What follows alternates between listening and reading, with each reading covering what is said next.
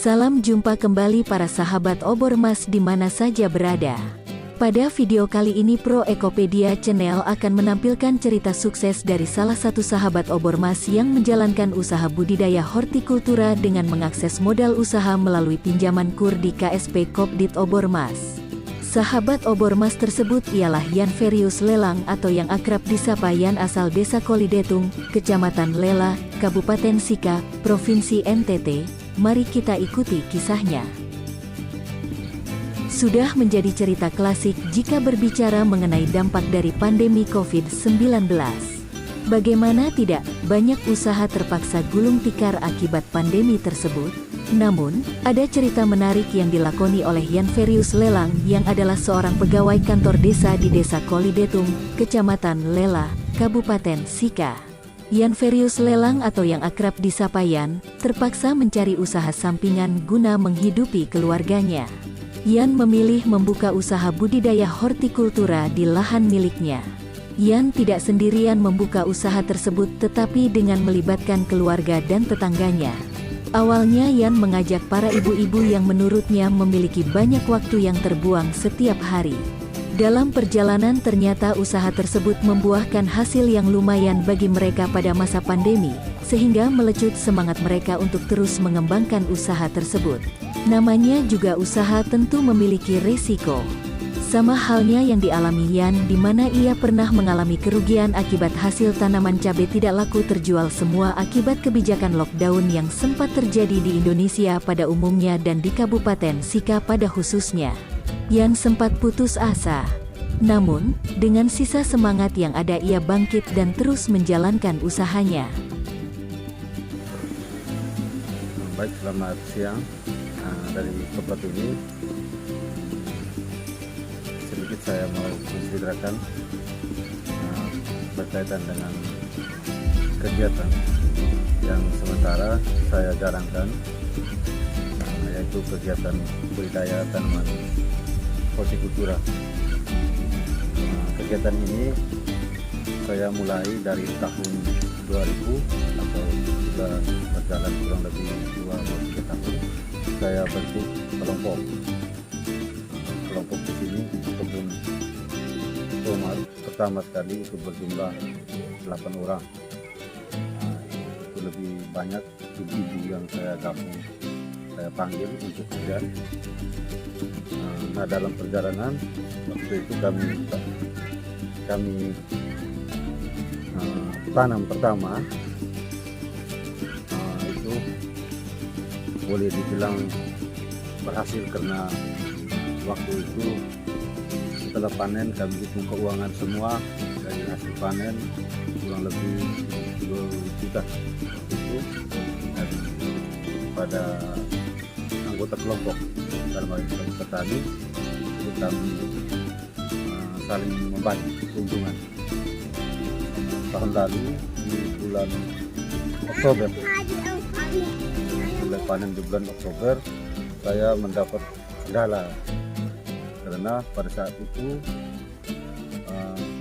pasar itu semua dibatasi, sehingga cabai keriting yang sudah kami panen kami bawa ke pasar itu tidak diterima oleh pedagang di pasar.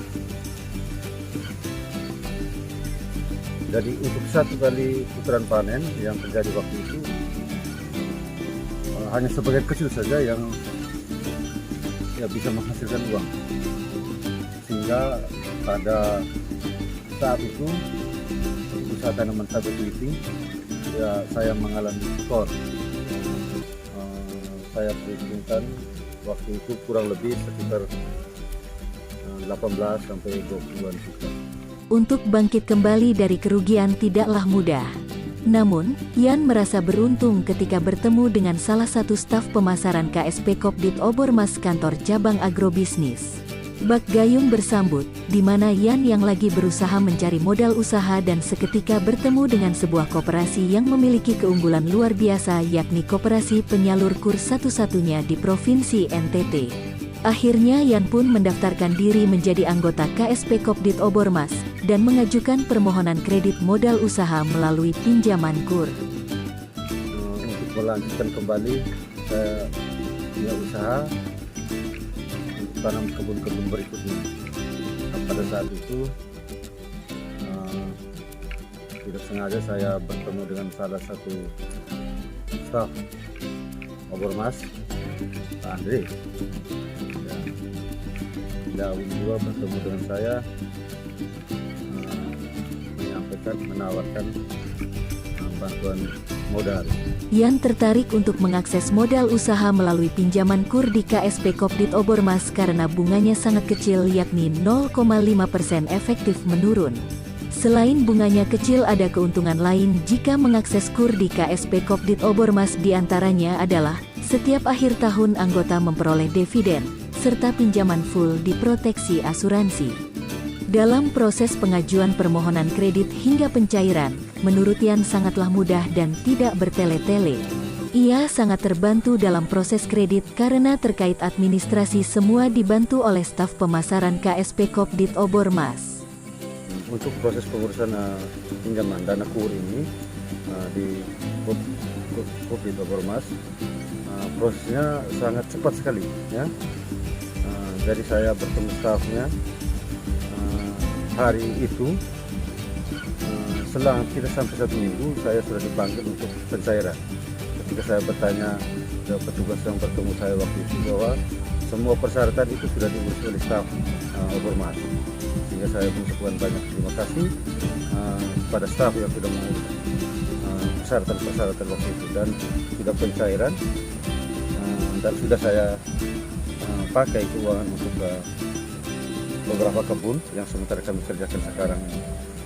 Dan untuk dana KUR yang kami kerjakan, saya mengucapkan banyak terima kasih sekali, karena dari dana KUR kami yakin dan percaya ketika kami usaha ini pasti akan punya hasil, dan hasil itu kami nikmati dalam hal ini saya sendiri bersama anggota-anggota kelompok saya yang juga merupakan tetangga dan keluarga-keluarga saya yang tergabung dalam kelompok kerja yang saya bantu. Saya mau sampaikan kepada pengurus, pengawas, general manager, dan staf KSP Obormas, kami atas nama kelompok Puang Rona